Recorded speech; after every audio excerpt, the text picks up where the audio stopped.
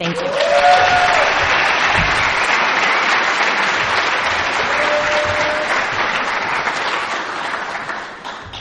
Hey everybody, my name is Lori Gooding. I'm a grateful member of Al-Anon. My recovery date is July 1st, 2001. My home group is the Start Fresh group. We meet Mondays at 5:30 at a place called the Western Club in Oklahoma City. How y'all doing? Whew. There's a lot of people in this room. Y'all know it's Al-Anon, right? Okay. I want to thank Ben for having Cliff and I and all the speakers. They have all been great, have they not? I mean, really.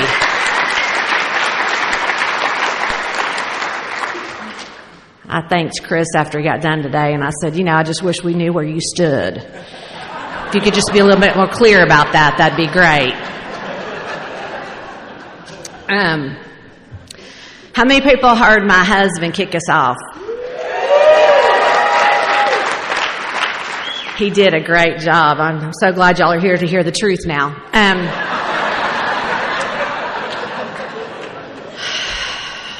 All right, I gotta get this started because I can be done. Okay. I've had a great time right up till now. I'm shaking. I'm so nervous. I still get nervous. I hate that I still get nervous, but I do. It's going to calm down in a minute because I'm getting ready to zone out and God's going to take over. I just know that. I wish he'd hurry. Okay. I was born. When I was born, I had two older sisters and an older brother waiting on me.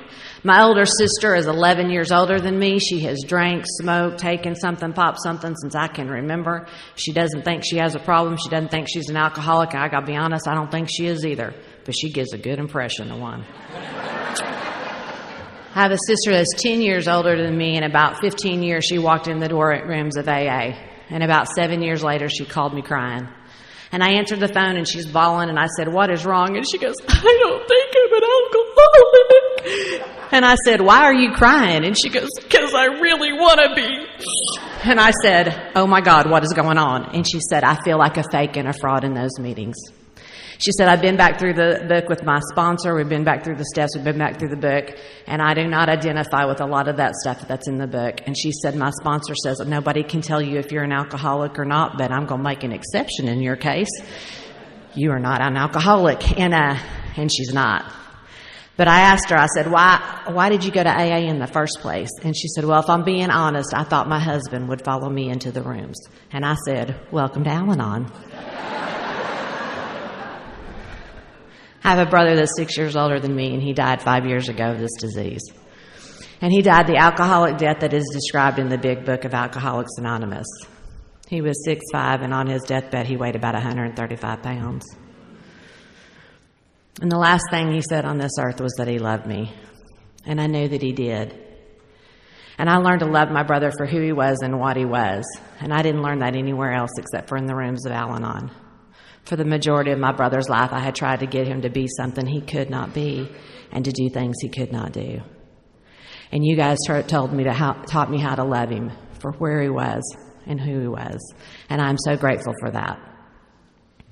And then there's me. I'm the baby of the bunch, and I have never drank or done a drug in my whole entire life. I know, let it sink in.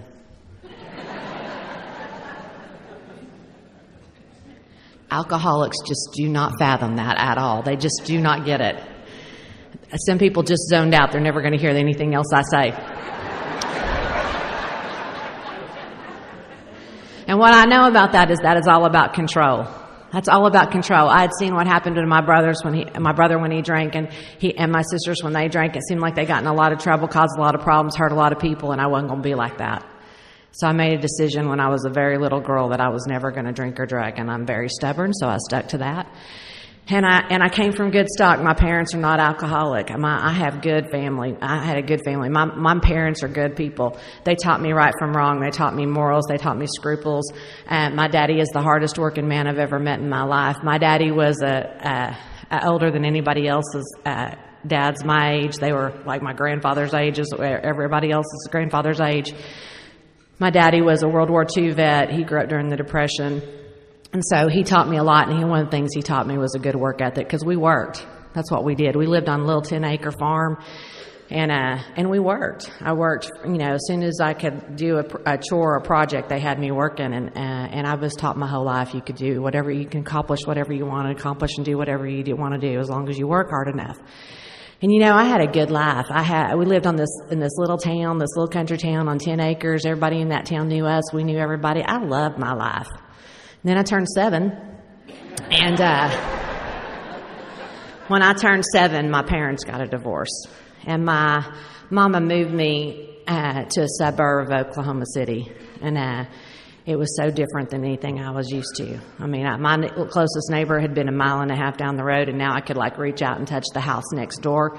And kids were mean to me for the first time, and I'd never had anybody be mean to me before like that. Nobody ever teased me or was mean to me before, except for my brother. It was kind of his job, and kids were mean to me. And the reason why kids were mean to me is because I was the ugliest kid in school. I'm going to describe to you what I look like. If you would like to see pictures, my husband has some on his phone. He'd be happy to share with you. And I had buck teeth really, really bad. And I had these eye teeth that grew out through my gums because my baby teeth wouldn't fall out, so I looked like a vampire bunny. And I had this big nose. I got my nose fixed in my 20s. My doctor said, your nose would look better on a man. I said, it does. It's my daddy's nose. It looks great on him, not so much on me. And I had these big, thick glasses because I couldn't see 3 feet in front of my face. I was a tomboy. My brother wanted a little brother when I was born. He already had 2 older sisters. He got me. He did the best with what he had, is all I can tell you. So I was a tomboy, had long, stringy hair. It was not very hygienic, and so they teased me, and they did what kids do. They called me names. They tripped me going down the hall at school. They threw things at me on my way home. And so what that taught me was, if you're going to hurt me, you're not going to get close to me. And so I stayed. I didn't have friends growing up, and I don't say that to be dramatic. That was my choice. I stayed at home. I was a latchkey kid. I would come home from school. I'd let myself in. I read a lot of books, and I watched a lot of TV, and I learned a lot that way. I got to tell you, I learned a lot by doing that. And so I didn't have friends growing up.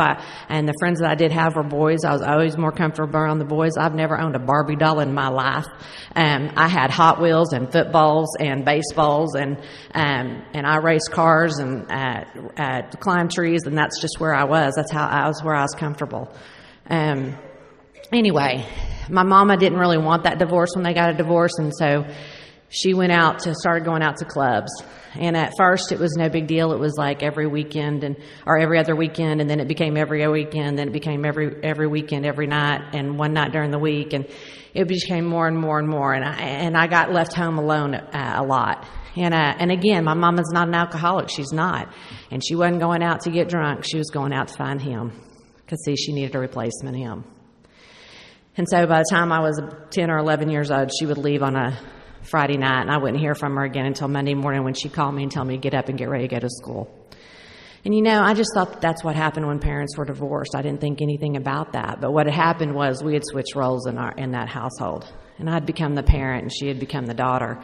And I don't know how that happened or when that happened, but it happened. And I was the one washing the clothes and cleaning the house and fixing my own meals and taking care of everything, because I just thought that that's what you do, because you work hard and you take care of your own. And that's what I did, and that's what I'd been doing. And I liked going to my dad's on the weekends, though. That was always great. I loved my daddy. I was a daddy's girl. I've always been a daddy's girl. And the problem was, he had this girlfriend I hated. And every time I went to my daddy's house, we'd go over to her house. And he had met somebody just like him, hard-working woman, and they were always having some project going on. They were always, working on the tractor, or working on a truck or car, or fixing the fence, or working in the garden, or building on a room addition for the weekend, or whatever. And I was just kind of around my dad. And, I just don't think he knew what to do with me. Again, he was a depression kid. I just don't think he really if you had a parent that grew up during that time, I think our greatest generation, honestly, but if you had a parent growing at that time, they did not ask you what you thought. They did not need your opinion on anything. You just did what they said, and you just went on, and that was it. And that's kind of how it was. And so when I was 13, within 2 weeks of each other, my mom had met my stepdad, and they got married. And 2 weeks later, my dad married that woman. And I have this stepdad now, and I'd never had rules at my mama's house up until this time. I could do whatever I wanted, whenever I wanted, because there was nobody around to tell me no. And now I have this stepdad, and he wants to be the parent. Now, I had taken over this role. I thought I was doing a pretty good job. He did not think so. And he became the parent in my household. And I'm going to tell you, I needed it at the time. I desperately hated it, but had desperately needed it. And you know, he taught me a lot of good things, and he did a lot of good things for me, and I need you to hear that. He got me braces, and he got my teeth fixed, and he got me contacts, and he took me to buy store-bought clothes for the first time, because up until that time I always had hand-me-downs or garage sale clothes. And he taught me a lot. But our relationship did not end well, and what happened was when I was 16, I caught him watching me take showers through the skylight in the bathroom. And, you know, I'd caught him a couple of times before this night, but my mama wasn't home. And on this night, it was 11:30 at night, and my mom happened to be home that night, and I had told her about it. And then this time she was home, and I went in and I started the shower, and I waited, and I heard him get up on the roof of the house. And I went and got my mom, and she came into the kitchen, and she heard him on the roof, and then she heard him get down, and he came through the back door. And she asked him, she said, "What are you doing on the roof at 11:30 at night?" And he said, "I'm cleaning the gutters." And that makes perfect sense to me. I mean, there's nobody up there. Nobody's bothering you at 11:30 at night. It's a good time to clean the gutters, actually. And you know, I don't know if my mama believed him, but I believe she was just too scared to lose that security. And what happened is I got asked to leave that house a few months after that. And when he kicked me out of that house, my mama never said a word. And that was okay, because now I get to go live with my daddy. And I told you I'm a daddy's girl. And so now I get to go live with my dad, which I'd wanted to do for years anyway. The problem is, at the time, my daddy was dying. We have a kidney disease that runs rampant in our family. And at the time, my dad was on a dialysis machine 3 times a week, and he was dying, and I knew he was going to die. And I did to my dad what I did with those kids. If you're going to hurt me, you're not going to get close to me. And so I kept my daddy at a distance, and I kept really busy because I work. I know how to work. I had a job after school. I would go to school. I'd go to my job. I had some sort of activity after that every day. I literally would come home at night long enough to take a shower, have dinner, do my homework, and go to bed. And then I would get up and I'd leave and I'd go the next day. But what happened was God had other plans. And the week of my high school graduation, the actual week of my high school graduation, my daddy got a kidney transplant, and it saved his life. And our relationship changed on a dime when that happened. I started letting my daddy into my life, and he started letting me into his life. And I got to hear about what it was like for him to grow up during the Depression. And by the way, it is true. They did walk uphill both ways in the snow to school. And I can't really figure that out, because it didn't really snow that much in Oklahoma. But I got to hear about all that, and I got to hear about some other stuff. He did not talk about the war. I don't know if you know people of that generation, they just didn't really talk about that stuff. He would mention a few things about it, but that was something he just never really talked about. But we were doing good. I graduated high school. I got a job at a bank right down the street from us, and my dad loved that. I'd come home for lunch. We were having a grand old time. We spent a lot of times at the lake on the weekends in the summer fishing and running trot lines. We're in Tennessee. People know what trot lines are. And we just did that kind of stuff. And I was having a great time, and he loved it. And I turned 19, and then I met him. And I was 19, he was 27. My daddy hated him, and I met him in September. And November, he asked me to marry him, and we got married in March. Did I mention my daddy hated him? Because he hated him. And I don't know what y'all were like at 19, but everybody was trying to tell me, you don't need to do this. This is a big mistake. You need to wait. I thought I knew everything. You could not tell me a thing. I wish I could say that stopped at the age of 19. It did not. But we got married, and I'm going to tell you, I instantly knew it was the biggest mistake of my life. I instantly knew. But if you're somebody like me and you're an untreated Al-Anon like me and you don't know those things, I don't make mistakes. I don't apologize. I am never wrong. And so I can't admit that I've made a mistake. So I just think I'm going to do what I've been taught to do my whole life. I'm just going to work hard and I'm going to make this work. And I tried. The Lord knows I tried. We'd been married about 4 years and we had a baby, because if you have a bad marriage, bring a kid into it, because that's great. We want everybody to join in on the fun. And you know, we had that baby, and really the only thing that happened is that little boy was the only reason I came home at night. And I'd been married about 7 years, and I was looking for a way out of that marriage. And I didn't know how to do that, because I told you I grew up with morals and scruples and right from wrong. I knew all that. I was a good girl. I'd always been a good girl, and I didn't know what I was going to do. And I have these rules in my head on why you can get a divorce. I don't know where it comes from. I'm just going to tell you, but I have these rules, and I'm going to tell you what they are. And they're this: he has to cheat on you, or you can't get a divorce. And he didn't cheat on me. He has to beat you, or you can't get a divorce. And he didn't beat on me. He has to be an alcoholic, or you can't get a divorce. And he wasn't. Had he been, we might still be married. I don't know, but you know, none of these. He's not breaking any of these rules, and I don't know how I'm going to get out of this. I really don't, and I don't know what I'm going to do. And by this time, I'm living back out in the country again. I'm driving an hour to the city to work, and again, the only reason I come home at night is for that little boy. And I'm working in the city, and one day, the way out of my marriage walks through the door. He was the best-looking thing I've ever seen. He still is. He's 5'6". I like short guys. I've always liked short guys. If you're short, I'm going to like you. If you're short and alcoholic, I'm going to love you. And he's 5'6". He had this dark brown hair and this bright blue eyes and this great smile. And he was the attorney for the bank that I worked at, and he was on my board of directors, and he was on my loan approval committee. He always wore these sharp suits with these great ties, and every time he'd walk in the bank, all the girls would giggle and bat their eyes and smile at him, flirt with him. All the guys would shake his hand and pat him on the back, and I would go and hide in my office because he made me so nervous I could not form a sentence around him. That has not happened before or since, but that's what happened at the time. And one day, he called me up and he asked me to bring a file down to his office. And he said, if you'll bring it at lunch, I'll take you to lunch. And I said, okay. And I did that. And I brought him that file, and he took me to lunch, and that was it. I started dating him, and I left my husband. And you need to hear that, because that's the order it came in. And I'm not proud of that, and it is not a suggestion. But it's the truth. And I lied about that to a lot of people for a lot of years. Now, I did not consider those lies. Again, if you're an untreated Al-Anon of my type who never makes mistakes, don't apologize, and they're never wrong, you know how to handle that. And what I would do is I would say stuff like this if the subject were broached, which was not often, but if the subject were broached, I would say stuff like this. Oh, we were separated long before I started dating him, and we were separated. I was in the kitchen and he was in the garage. We were separated.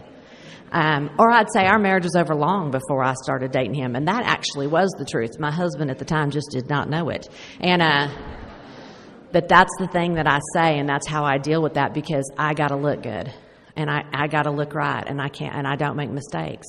So I have to justify and rationalize everything. I take no responsibility for anything. It is always somebody else's fault.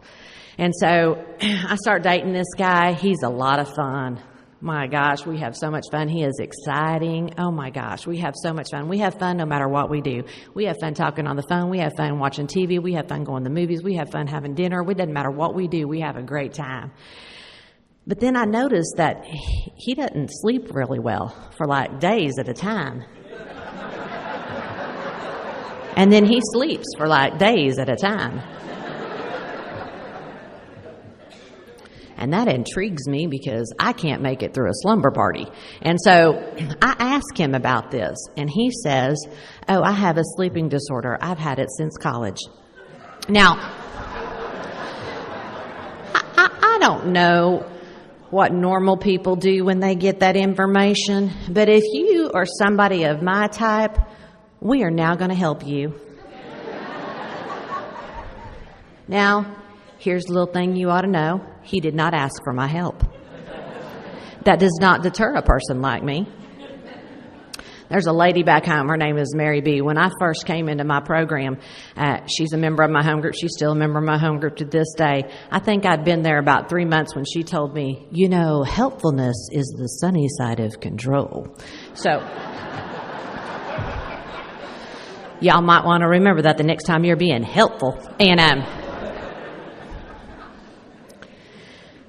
so I start asking him questions about why he doesn't sleep and what he's doing, and I don't seem to be getting any answers. And at first it's no big deal, and I start asking these questions, and then he starts getting a little irritated with me, and then we get in these little spats. And at first it's no big deal; it's just these little discussions and little arguments, and then we part ways. And then he comes back a few hours later or a few minutes later, and he apologizes, and we go about our day. And notice that I say that he apologizes because I do not. And then, I still can't figure it out. I'm asking the questions. I'm trying to figure it out. Nothing is happening. I can't find out what's going on. So I do what anybody would do in that situation. I move in with him. Because you got to watch him 24/7. There is something going on, and I am going to figure it out because I'm a figure-outer. And so I move in with him, and I'm going to tell you about this time. I hear something you need to know. There were people that knew me and knew Cliff, and they would call me, and this is the general conversation I would have each time that I would get this call. They would say, "Is it true that you're dating Cliff Gooding?" And I'd say, "Yeah, do you know him?" And they go, "Oh yeah." And I'd say, "Well, tell me about him." And they'd say, "Well, he's a brilliant guy. He's probably one of the smartest men you'll ever meet." And I knew that. He did his undergraduate in 3 years. He graduated top 5% of his law class. He was 7th in his class. He graduated Order of the Coif. And then they'd say, "And he's really successful." Well, I knew that at the time that I met him. He had this huge law firm downtown. And then they'd say, "And he's a lot of fun." Well, I knew that. We'd been having a lot of fun. But then they'd say this, "But he's a liar, he's a cheat, he's arrogant, he's egotistical. You cannot trust him as far as you can throw him, and you need to stay away from him." And what I heard was, "He needs you."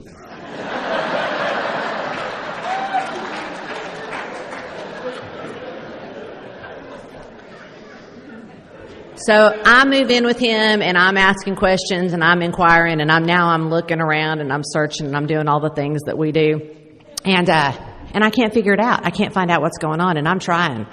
And now the arguments are getting a little bit more heated, and they're getting a little bit more, frequent. And one time we got in this big fight, and I left. And I left for 2 weeks because I kept my apartment, because you have to have a backup plan at all time, ladies. So I kept my apartment, and he knew that if he called me on my cell phone, I had caller ID, but I didn't have it at my apartment. And so one day he called me after a couple of weeks of me being gone. He called me at my apartment, and I answered. And he said, "Don't hang up." And I said, "What do you want?" And he said, "I think we should go see a counselor." And I thought that's a great idea. Now, I had never been to a counselor before, but I thought that was a great idea. And I don't know if anybody in this room has ever been to a counselor or a therapist or anything like that. I'm looking around the room thinking, probably not. But perhaps maybe a few of you might have sought outside help. And I don't know what happened where you went, but I'm going to tell you what happened where I went. He had made me this appointment. I went to go see this lady, and she gives me this intake sheet to fill out. And it had questions on it like this: Have you ever drank more than 2 drinks at a time? Have you ever smoked? Have you ever taken illegal drugs? Have you ever abused prescription medication? Have you ever smoked marijuana? Have you ever dressed promiscuously to get attention? Have you ever had more than 2 sexual partners at a time? I am checking no as fast as I can check no on this form, thinking, who comes in here? I mean, I just need a little relationship advice. What is all this?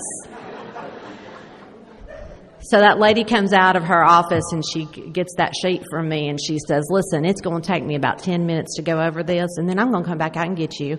And I said, okay, that's fine. And I promise you, she had barely walked in her door before she spun right back around and she looked down at that sheet of paper and she looked up at me and she goes, well, looks like the only thing sick about you is that you're dating Cliff Gooding. Let's talk about that. I swear that's exactly what she said. And what I heard was, see, it's him, it's not you. He's the problem. And I'm going to tell you, we started going to that counselor based on he was the problem. And after a while, after we're going there for a while, the arguments are still going on, and it seems like we'd have some slow periods and we'd be okay, and then it'd ramp back up again. And after a while, he had convinced her that he was bipolar, and she gave him medication for that.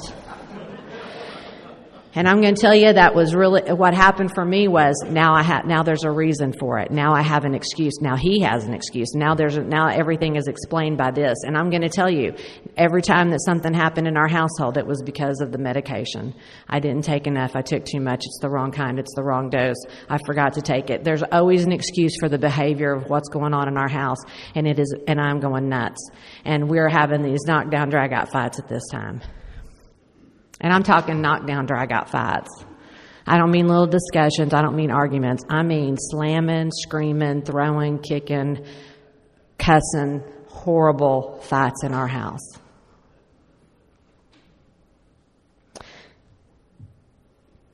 The bad part is, when Cliff and I got together, my little boy was 5 years old, and my little boy was 4 years old, and his little girl was 5 years old. And those kids have heard us call each other names I wouldn't call my worst enemy today.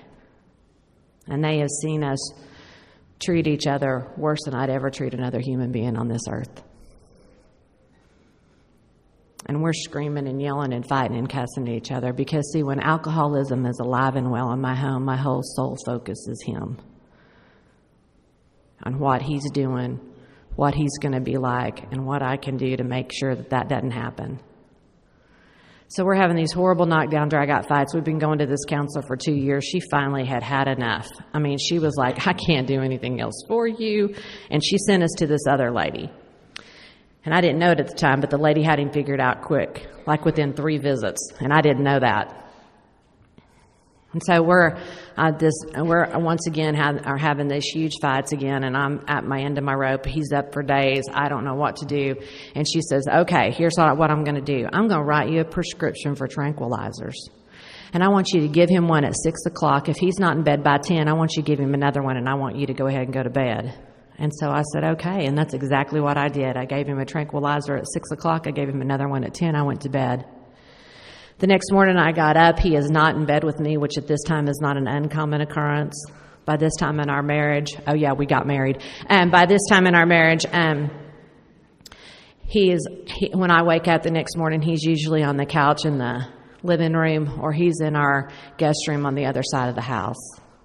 On this morning, he was in the guest room on the other side of the house. And I went to go wake him up, and when I went to go wake him up, he had barricaded the door shut with a love seat, which had not happened before. And the other door leading into the bathroom was locked. Now, if you're an untreated Al-Anon of my type, a love seat is no barricade for people like us. If you're an untreated Al-Anon of my type, we will find you no matter where you are. We will get you. We will retrieve you. We will bring you home. We can get to you if you're in the middle of Fort Knox. We will find you. I'm convinced to this day, I say it every time, but I swear to you, I'm convinced to this day, if you would have just told a bunch of untreated Al-Anons that Osama bin Laden was a drunk and his family needed him at home, there would have been no need for military action.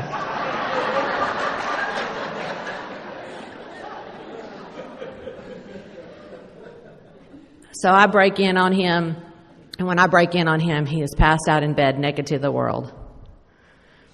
Next to the bed is an empty bottle of vodka, an empty bottle of wine, and up next, where he has pulled the end table and the TV up next to the bed, on top of the adult videos that had ran out, was a little clear package with some white substance in a straw. And that's how I found out. I hit him as hard as I could hit another human being. He bolted up out of that bed. His eyes were this big around. I shook that packet at him and I said, "What the heck is it?" Those are not my exact words at the time, but I am from behind a podium. And I said, "What the heck is this stuff?" And he looked at that stuff and he looked back over at me and he goes, "I don't know."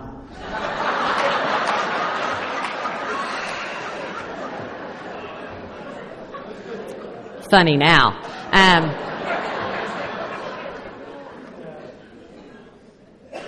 When Cliff gets to tell this story, which isn't very often, but when Cliff gets to tell this story, he likes to say, "I guess those people that barricaded me in here must have dropped it on their way out."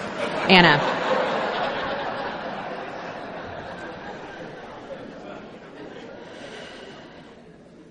this may shock you, but another fight ensued. And I said, "You can't stay here. You need to leave." And he was like, "This is my house." I said, "No, not today." And he left. And he came back a couple hours later, and I said, "What are you doing here?" And he said, "I live here." And I said, "No, you don't." And he said, "Well, what do you want me to do?" And I said, "Why don't you go tell Wilma what you've been doing?" Now, Wilma is our daughter, my stepdaughter. It's his mom, her mom. And at the time, Wilma had about 13 or 14 years in the program of AA. And he said, "Okay," and he left. And a couple hours later, he came back in the house. And I go, "What are you doing here?" And he said, "I went and did what you said. I went and told Wilma. She took me to a meeting. We're going to do 90 meetings in 90 days. I had no idea what he was talking about, and I did not care.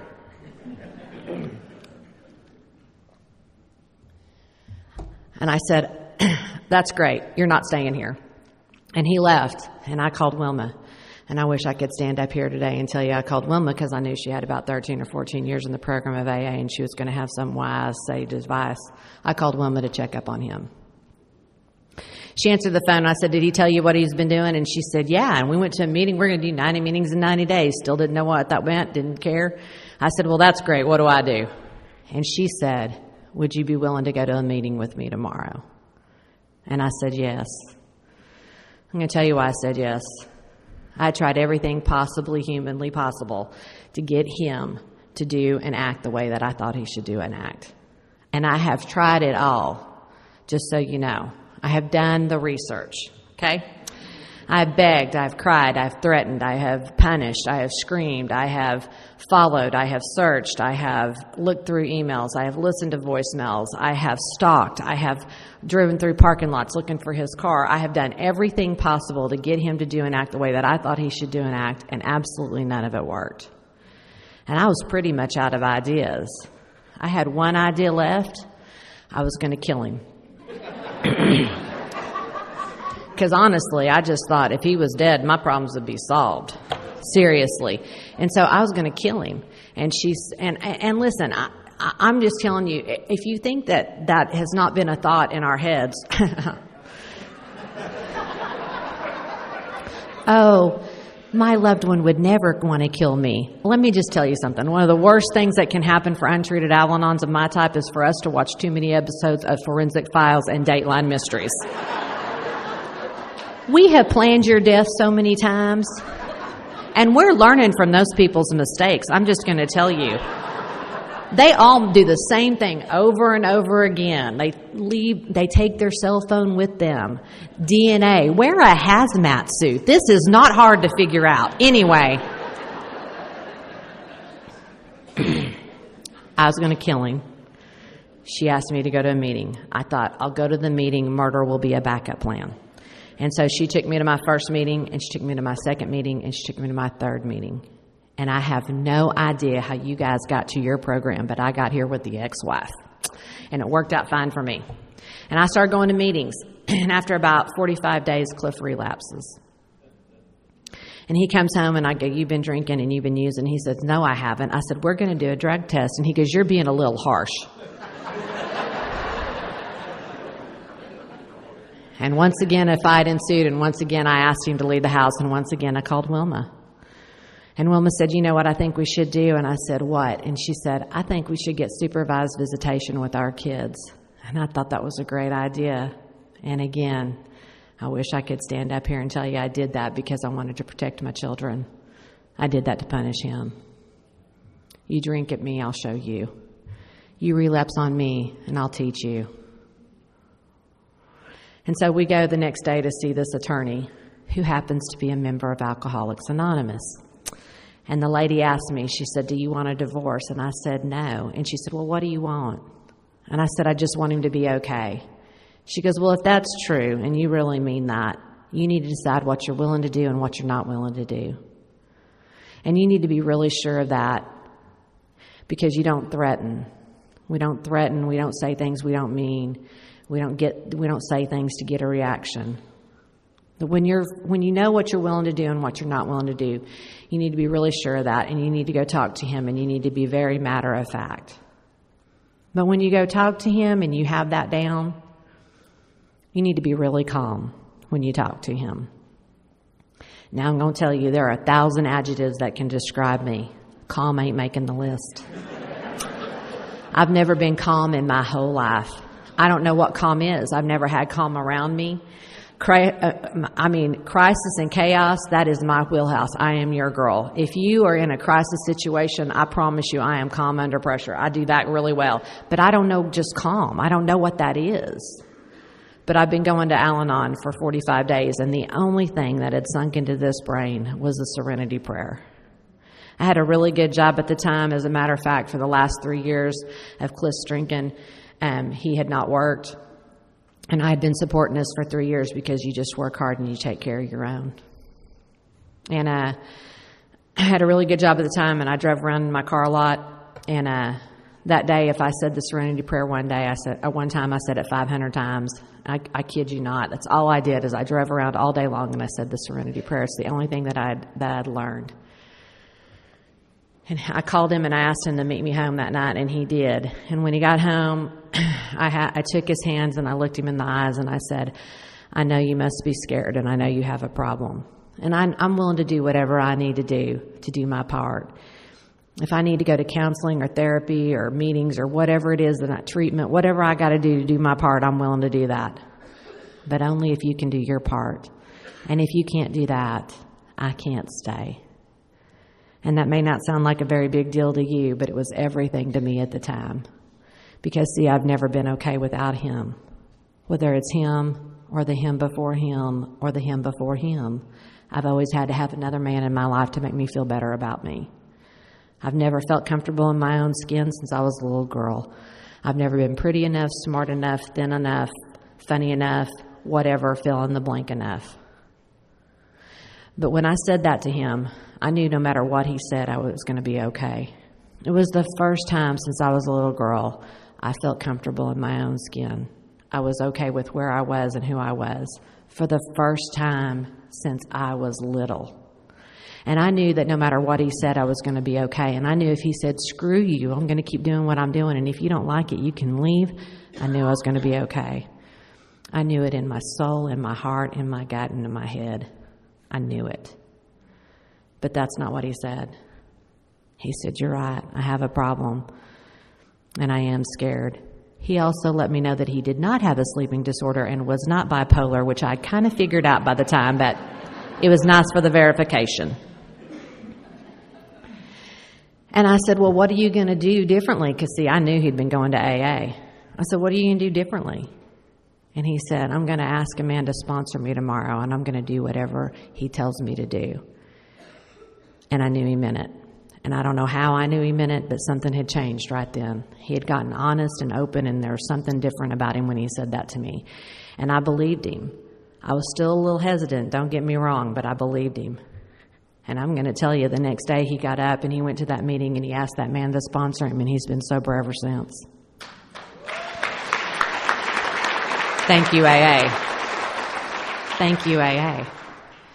But that left me with me. And when the obsession in my life starts getting healthier and I am just going to Al-Anon meetings, I get crazier and I get sicker. And I'm going to tell you what's going on in our house. He's doing everything he's supposed to be doing, and I am a crazy woman. I am going to meetings, and that is it. And when he comes in the house, this is what's going on. How many meetings did you go to today? Have you talked to your sponsor? How many times have you talked to your sponsor? What meeting did you go to today? Who all was there? Where'd y'all go to lunch? What'd you order? What did they order? What are you doing tonight? Have you talked to your sponsor tonight? Is he coming to get you, or are you going to go there? I mean, I am hitting him with the questions. I gave you $20 this morning. How much do you have left? Where did it go? I mean, and the poor man is answering the questions. And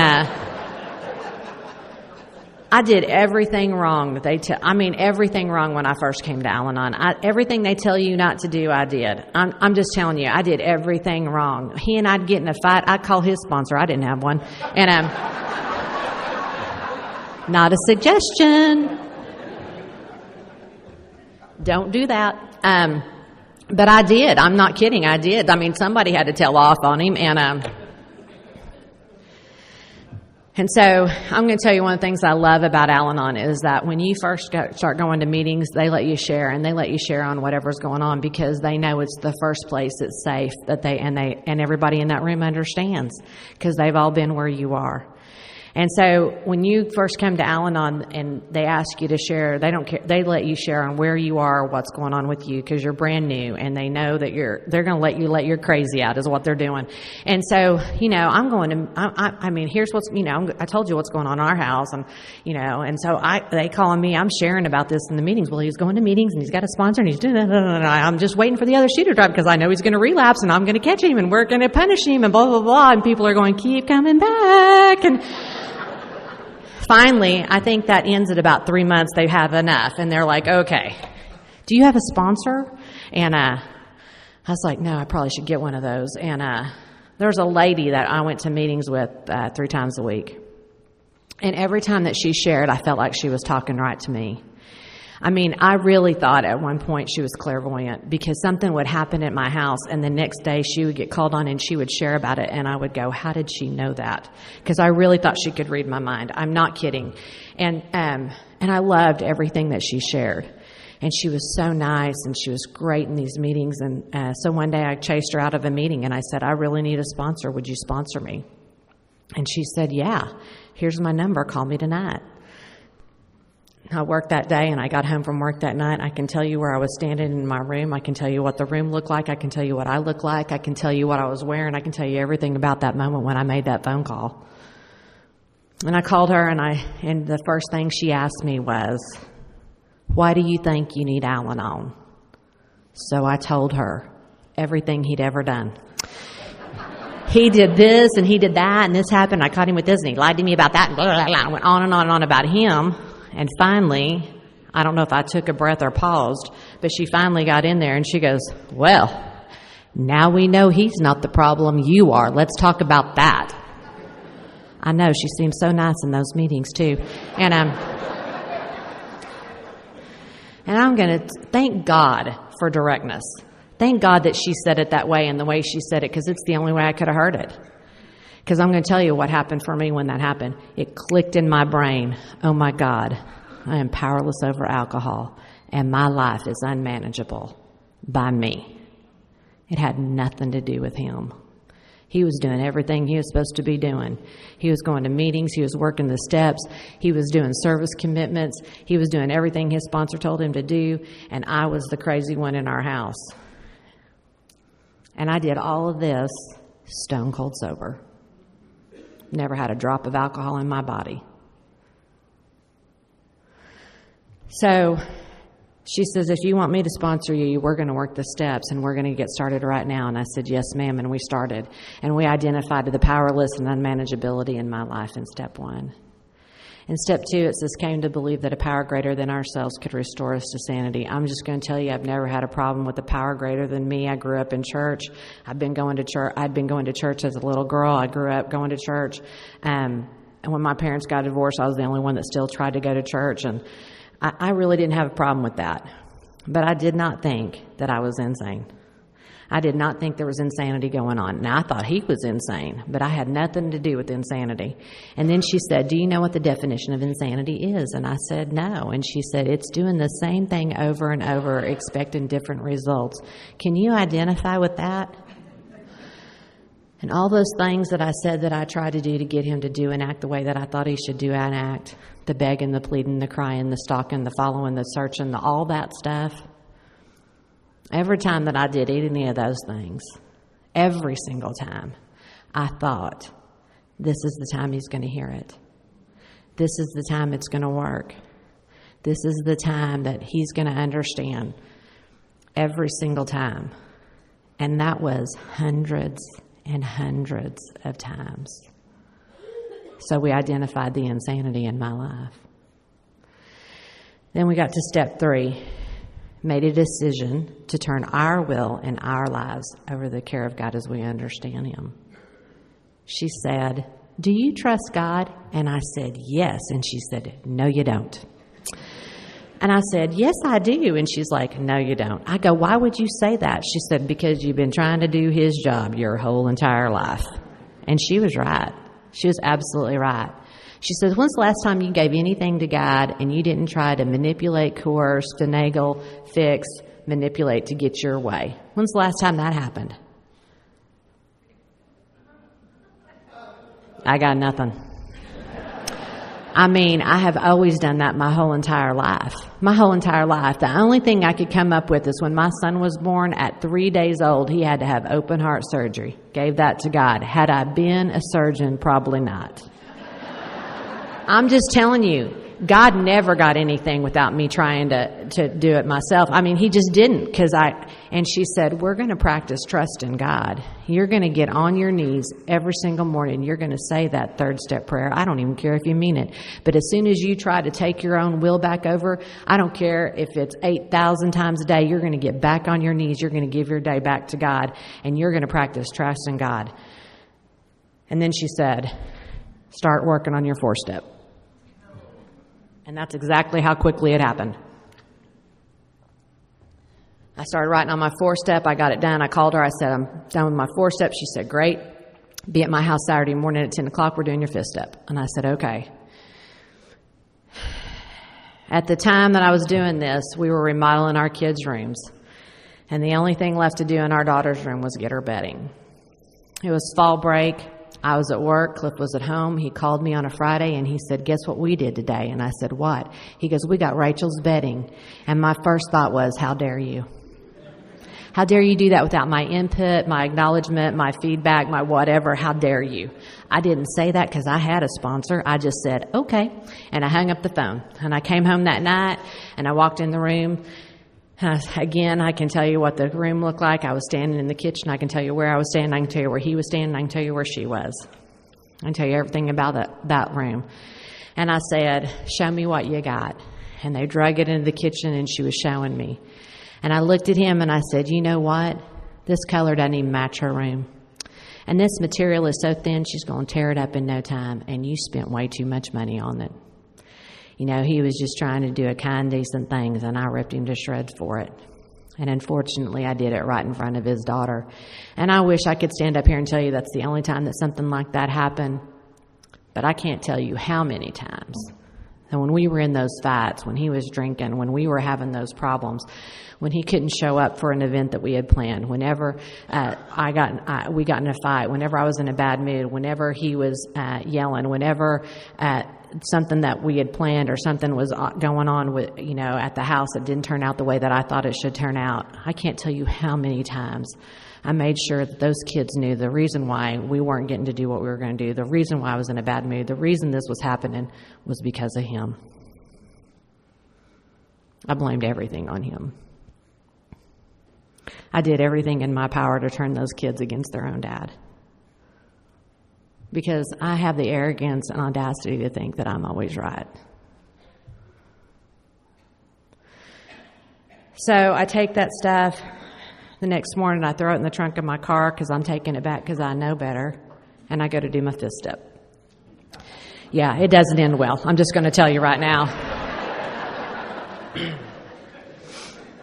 We get started on my 5th step. I'm barely into it. And she stops and she's like, I got to go get something to drink. And she comes back and she's sitting in the room and she goes, listen, is there anything that might have happened that's not on this 5th step or this 4th step that you want to talk about? And I thought, oh my God, he called her. And I kind of wouldn't have blamed him. I'd called his sponsor a few times himself. So I said, yes. And she said, what? And I told her about the bedding. And she said, do you know what you did when you did that? I said, yes. Once again, I had to be right and I had to have my way. And she said, oh, no, that's not what you did. You see, when you told her that color didn't match her room, you told her opinion didn't matter. When you told her that material was so thin she's going to tear it up in no time, you let her know that no matter what decision she made for the rest of her life, you would always know better. And when you told her it was too expensive, you told her she wasn't worth it. You see, those are the exact nature of my wrongs. It is not the big stuff that I can see.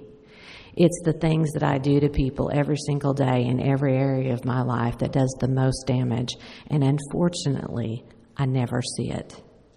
And I've been doing that to people my whole entire life. I have caused a lot of damage. We went back through my fifth step and we identified the exact nature of my wrongs in every area of my life with every relationship that I had. When I got done with that fifth step, I was both exhilarated and horrified at the same time. Because now I see who I am and the damage I have caused. I know what I am. But I know that there's a way out because she has told me that there's a set of principles that I can use in these tools. And she says, you don't have to change anything. You have to change everything. But you don't have to do it overnight. You see, it took you a lot of years to get yourself in this big of a knot. It's going to take God a little time to get it unknotted. She sent me home to do 6 and 7 to make sure that I was thorough, that I hadn't left anything out. I made a list of my character defects. We went over those. We talked about those. I started adding the 7th step prayer into my daily reading, to my daily prayers, because I did not want to be that person anymore. I made a list of of the people that I'd harmed, and I started about my amends. When I got kicked out of that house when I was 16, I didn't talk to my mama for 3 years, and I hadn't talked to her much since then. And so my sponsor had me start emailing her every week, and I started doing that. And eventually she had me start calling her every week, and I started doing that. And one day on a phone call, and I can't tell you how long it had been since we were doing that, she brought up to me how I was raised. And she said to me, I can't tell you how many times I have cried myself to sleep for the way that I raised you and the things that I allowed to happen to you. And out of my mouth came, well, Mom, you need to learn to forgive yourself because I've forgiven you a long time ago. And it was the truth, and I can't even tell you when it happened. You see, my sponsor told me a long time ago, it is not your mom's job to be a good mom. It is your job to be a good daughter. You're the one with the program, not her. And to the best of my ability, I've tried to be a good daughter to my mom. She is still alive. She is 92 years old, and I'm just going to tell you, she has not changed. But I'm a good daughter today. When I divorced my husband, he did not want a divorce, and he told me that he was going to do whatever he had to do, and he was going to make sure that I paid if I left him. And I'm going to tell you, he did. He tried a lot of things, and the one thing that he did is he got custody of our 4-year-old little boy. And I'm going to tell you, I thought that was the worst thing that could have happened. And I was mad. I had taken him back to court a couple of times. We had been in a lot of arguments. I had treated him horribly. And what I realized by doing these steps is that little boy had seen enough horrors on the weekends and in the summers. I can't imagine what he'd have been like had he been with me full time. He would have absolutely deserved to be taken away from me. And God saw fit that little boy was in a safe home, in a safe environment, in a good school with a loving dad. And he was protected and taken care of while he was there. So one day, I can't remember if I was dropping off or picking up, but I asked my ex-husband, I said, can I talk to you for a little bit? And I know he was thinking, oh God, what now? And he said, yeah, and he got out of his truck, and I said to him, I said, I just want you to know how much I appreciate the fact that you're Colby's dad. And you've done a great job raising him, and I want you to know how much I appreciate it. He turned white. I was pretty sure he was going to pass out in the parking lot, so I left. But I'm going to tell you, I got about 5 minutes down the road, and he called me. And he said, I can't tell you what that means to me. You see, I didn't think I'd done a very good job raising our son. I sure as heck didn't think you thought that. And somehow after that, he got better. And, I had a list of amends that I made, and but my dad died a month before I got in this program. And I am so grateful that I did not have any unfinished business with my daddy. I'm going to tell you, I had said and done everything that I needed to say and do with my dad, and I am so grateful for that because I did not have a program, but I'd been a good daughter, and I had showed up for him, and we had said everything that needed to be said, and I am so grateful for that.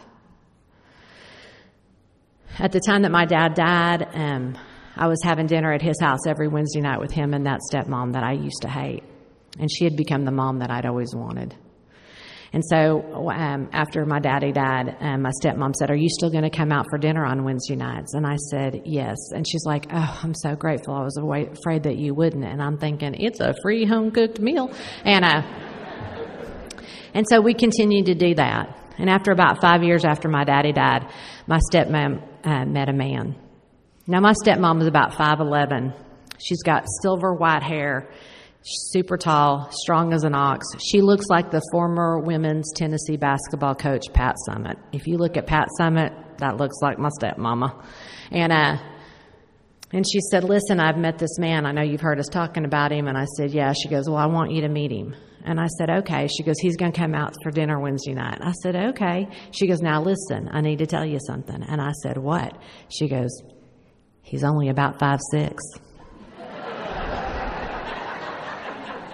I go, "Mom, you may not have noticed, but I'm okay with that." And so she's 5'11", he's 5'6", and I meet him, and Herschel is 5'6", dark brown hair, baby blue eyes, beautiful smile, sweetest man on earth.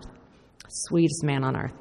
A couple of months after that, I taken my stepmom to New York, and we were walking around, and I said, "You know, I never thought you'd get married again, but I could see you marrying Herschel." She goes, "I could too." And sure enough, a few months after that, I got a call. And she said, "Hey, I need to talk to you about something." And I said, "You're getting married, aren't you?" She said, "Not if you're not ready. I know how much Daddy meant to you. And if this is too much or if this is too soon, I can wait." I know. I said, "Mom, don't ever give me that much power again." I said, "My daddy would have loved Herschel. And Herschel's a good man, and my daddy wouldn't want you to be alone." And they got married. And about 5 years after they got married, I got a call that my stepmom was in the hospital, which was rare because my stepmom was never sick a day in her life other than a cold.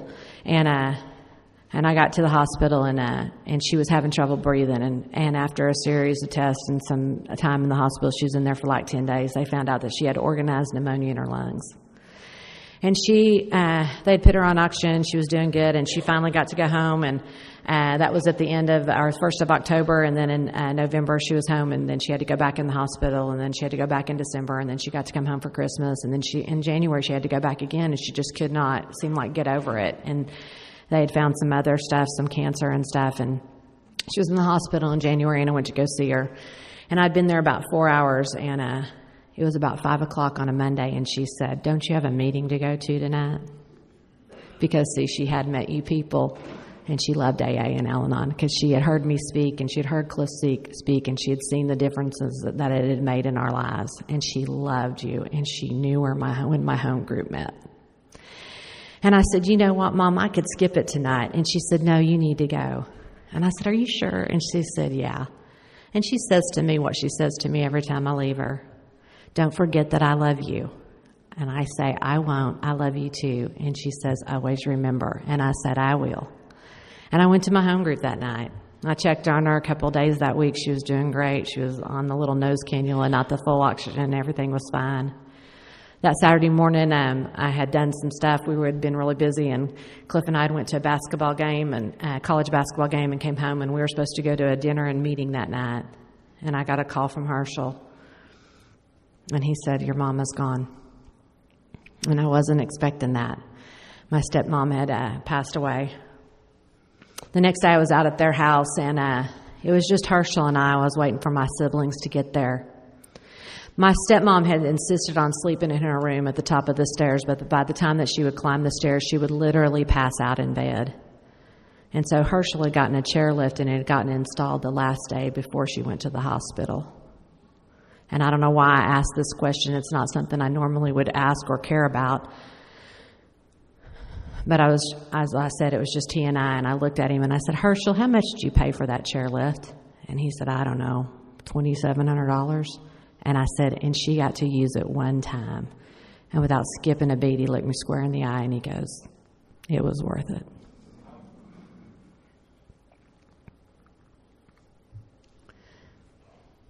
And that taught me this. No matter what pain I've caused others and the damage I've done in other people's lives, and no matter what pain has been done to me and what damage has been done in my life, if it got me to you, it was worth it. I would not change 1 second of anything if it was going to cost me being here. Because this program has given me the God of my understanding, and that God has given me everything. I am the person that I am today because of that God and this program. I'm the mom that I am today. I'm the daughter that I am today. I'm the wife that I am today. I'm the friend, the coworker, the sponsor, the sponsee that I am today. All because of that God in you. And I wouldn't change a second. It was a horrible year that year. My stepmom died in January. In February, we had a family tragedy that involved a murder-suicide. And in March, we had like 2 weeks' notices to move our whole office to the 6th floor. And in April, my son was in a wreck, and he totaled his truck, and he was fine. But he totaled his truck, and he wanted me to give him the insurance check. And I said, I'm not doing that. I said, I'll help you get whatever you want. You can have this much money, but I'm not giving you the check. And he got mad at me, and he wouldn't talk to me. And I was calling him, and he wouldn't answer his phone. And I was texting him. He wouldn't text me back. It was like I had never been in a meeting of Al-Anon. I was like, by God, I paid for this phone. I'll shut it off. You don't call me mister. And the spiritual giant that I was. And I called my sponsor, and I was telling her what was going on, and she said, okay, here's what we're going to do. And, I told you I didn't do anything right when I first got here. The only thing that I have done the whole time that I've been here is I've listened to her and I followed her directions. And I have the same sponsor I've had the whole 22 years I've been here. And I always listened up to her, and I said, okay, what are we going to do? Because she's always got good stuff. And she said, leave him alone. And I thought that was crazy. And but I'm willing. And I said, okay. And I didn't talk to him. 3 months went by. I hadn't talked to him. At the end of 3 months, my sponsor called me, or I called her. She does not call me. I called her, and she said, have you talked to Colby? And I said, no. And she said, well, here's what you can do. You can get a card, and the only thing it can say is, I love you and I miss you, Mom. That's it. And the reason she gives me those clear directions is because she knows me. And she knows that I'm manipulative, and she knows I'm going to say something like, I really miss seeing your face. It'd be great to hear your voice. So I have direction. I love you and I miss you, Mom. That's it. I get the card. I write, I love you and I miss you, Mom. At the time, I have a sponsee. Her best friend's husband was working with my son. We were at our home group on Monday night. I gave her the card. I said, do you think you can get this to Colby for me? And she said, sure. The next day, I'm at my office. My phone starts blowing up. It's my son, Colby, texting me. I'm sorry, Mom. I was just really upset. I was mad, and I really miss you, and I miss Cliff. I was wondering, maybe you think we could go to dinner this week? I was so excited. So I called my sponsee, and I said, hey, you got Colby the card? She goes, no, it's still in my car.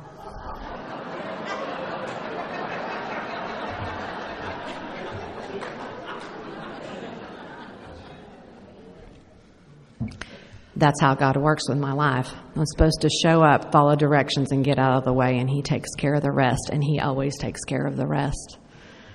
And I don't know why. Sometimes I forget that. My son joined the Army when he was 26, and he didn't tell me. And I don't mean that he went to the recruiter station and signed up and came home and said, guess what, Mom? I mean, he was in boot camp when I found out. And I found out because I was calling his phone and it kept going to voicemail, and it did that over the weekend, and I knew something was up. And I came across a Facebook page that was a group that he had written to. I am not a part of that group, but he had written to that had told them that he had joined the Army. I might have been doing a little investigating, but that's really beside the point. I came across it. And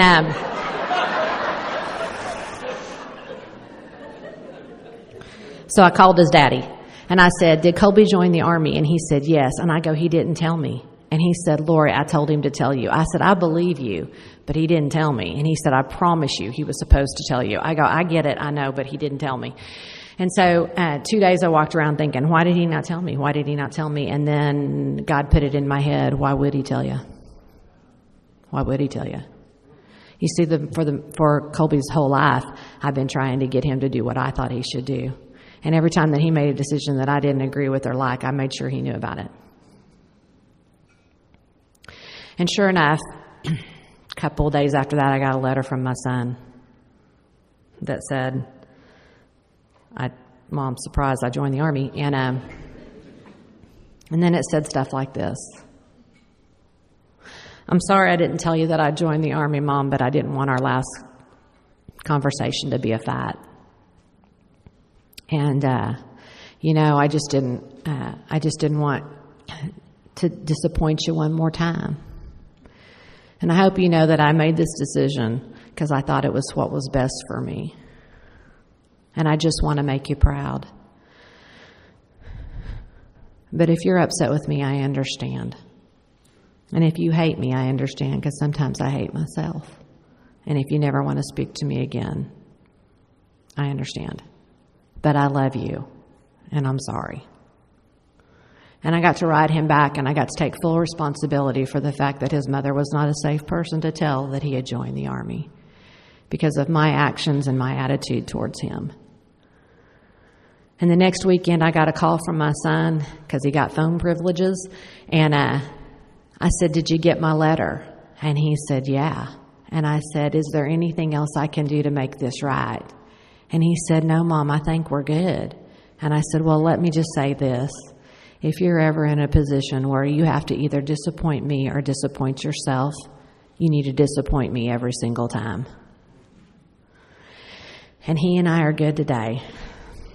I'm a good mom to him. I do the best of my ability. The reason why I know Al-Anon works is because he calls me and he asks me for my opinion, and I do not give it. I do not. I say stuff like this. Colby, you're a smart man. I know you can figure that out for yourself. Honey, I'm sorry you're going through this, but I know that you and God can work this out. And he and I are good today. He's going through some stuff, and he talks to me about it because he wants me to know what's going on and because I'm a safe mom today. That little girl that I told you about that we redid her room, she started drinking when she was about 15 years old. She went off to college and she got hooked on pain pills, and she was living out of her car after she graduated and from college, and she's super smart, she's super talented.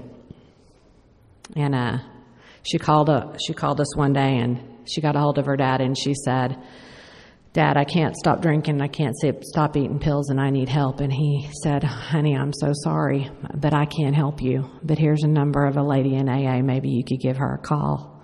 And she did. And she went through detox, and then she started going to AA, and then she got pregnant because of the gift of the program. And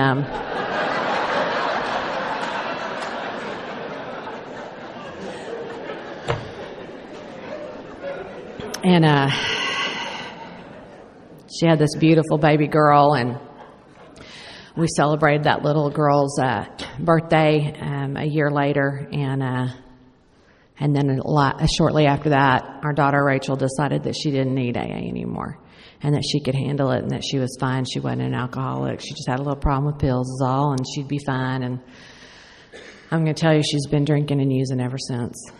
And she lost custody of that little girl, and her daddy got custody, and who's a great member of AA. And we get to see that little girl every other Thursday, and we have a good relationship with her and her daddy and her new stepmom and their little boy. But unfortunately, we haven't talked to our daughter in over 5 years. And she's had 2 other kids since then that we've never met. And I'm going to ask you to pray for Rachel, because it's the only thing that I can do. And sometimes I have trouble doing that because we can't help her. But hopefully one day she can make it back to y'all, and maybe she will, maybe she won't, I don't know. But if she does, I want somebody there that can help her. There was a couple back home, Jack and Hody Mitchell. They were an American Indian couple. And Hody went to Arizona one time and learned this prayer and brought it back to us. Jack died with 42 years of sobriety, and Hody died with 36 years of sobriety and was also a member of Al-Anon. And I always close with this prayer, and it goes like this. I've been told the reason we join hands is to remind us of the truth that we are no longer alone. Our prayers for the still suffering alcoholics in these rooms and on the streets. Hold on to the person's hand next to you like your life depends on it, because someday it may. Thank you for holding my hand, and thank you for allowing me to hold yours.